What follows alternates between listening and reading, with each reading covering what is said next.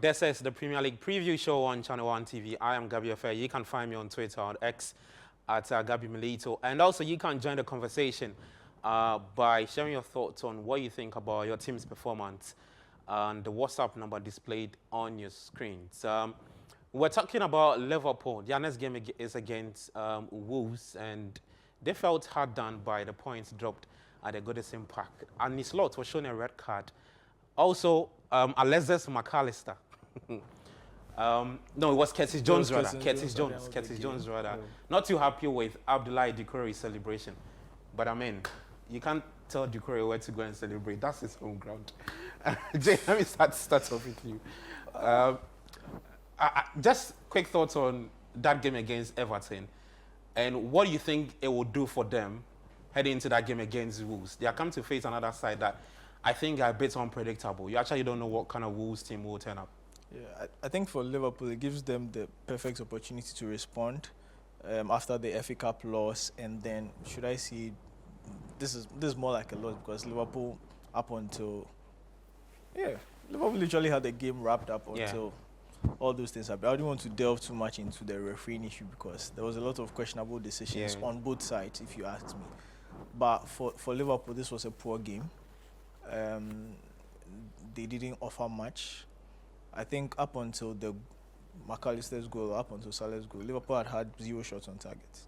So between the McAllister goal and then the Salah goal, Liverpool literally didn't threaten Everton much, and that's worrying. Yes, I get it's the occasion and everything, but if you are aiming to win the league, these are some of the games where you have to show that you are actually in to win the league. And for me, that was the worry.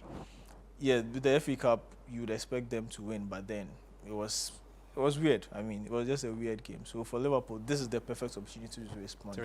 They are playing at home also, so you'd expect the crowd to be up. You'd expect the team themselves to find themselves, because now there's no bigger motivation to even chop up more points, knowing that Arsenal is more or less on one leg now. Yeah. And if you would ask me, on any other, based on how Manchester City have been playing over the past 4 or 5 years, and based on how Arsenal have just been halted, this is the best opportunity for Liverpool to win the league. So for them, this presents a very good opportunity. I think Wolves are just 2 points or so above the relegation zone, not consistent. This is your home ground. You have to win at all costs and put in. I think for now, we have about 14 games to end the season. Yep. It's not really about the performance now. It's about the results, and they'll need to get a convincing result against Wolves, if you ask me. Is Arne Slot beginning to overthink with respect to the selections he put up? I say that because I just want to take you back to that loss against Plymouth Argyle.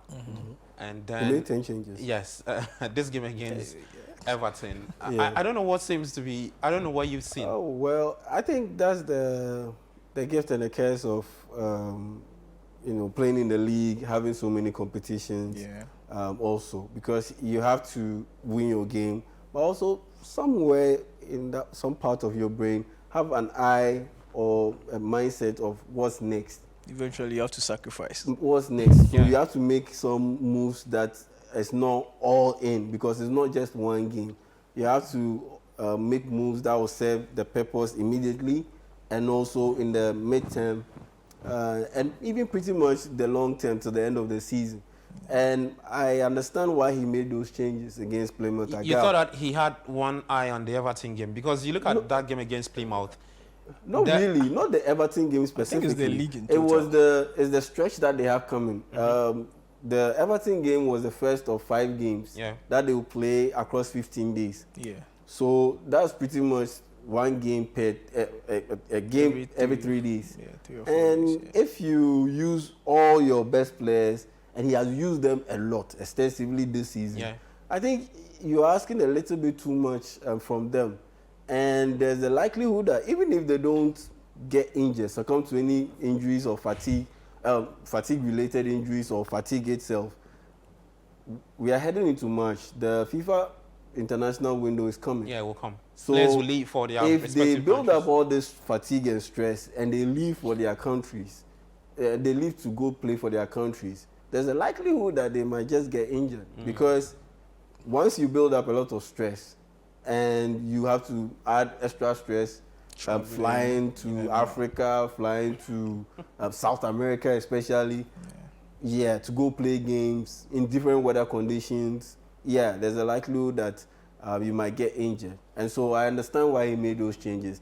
My only problem was that he had to manage that situation better because, Mo Salah is not playing. He didn't even make the bench. Van Dijk didn't even make the bench. But I think the only senior player on that bench was Darwin Núñez. Yes, but when you have certain guys, you need to play them and kill the game off. Okay, so start them ahead. Start them. But he started Diaz and Jota. Yes, but in the midfield and the defensive areas, there were issues. It was a bit light for me, Jackson. So start your regular guys. Let them get the situation done. First half, get as many goals as possible. 3-0, 4-0. Shut the game down and take everybody off. That's how I would have done it. But he did it a different way and it backfired. I understand the rationale for making those changes, but it's just that I think he took it a little bit too far and it backfired. But it happens. This one, look, I have this feeling like if you put a lie detector on Ancelotti and most of these Liverpool players, Van Dijk, Mo Salah, they wouldn't care too much. That he exited? Yeah, because it's the fourth round. Yeah. If it was, let's say, the semi-final, yes, it will hurt them. It will hurt them. But because it's the fourth round, yes, you don't want to lose. You don't want to lose. But it's just one of those things where, yes, we've lost. Okay, what's next? That kind of thing. I think it's just flashed out of their system, honestly. Especially with that Merseyside derby going the way it did. So just maybe boils down to priorities on the part of Ancelotti. If you ask me, pretty much, yeah. Because you look at one. I think you look at the squad he's got at the moment, and you look at his team playing in 4 competitions, and say which one am I closer in terms of winning the trophy? Which one is more important? And which one is more important? I think that you're already in the final. Champions League, you progress to the next league. You are doing progressed. The league, you are 50%. It's yours to lose, more or less. Yeah, 50% there. Yeah, you don't want to lose, but if you miss out on the FA Cup, big deal. Because if you look at from 2000 till now, Liverpool have won just 3 FA Cups. Yeah. So Liverpool they're not heavy on the FA Cup if you ask me. So I think in total it was they have 8 titles to that. Yeah. Well, because I always say that they're beating Wolves, I must say, because looking at the circumstances that have led to this particular game, they are definitely hammering them. I think they'll respond. Because they lost to Plymouth. Liverpool to win. Yeah, they lost to Plymouth Argyle. They drew with Everton. Controversial circumstances. They are definitely venting all their frustration and anger on these guys. Okay.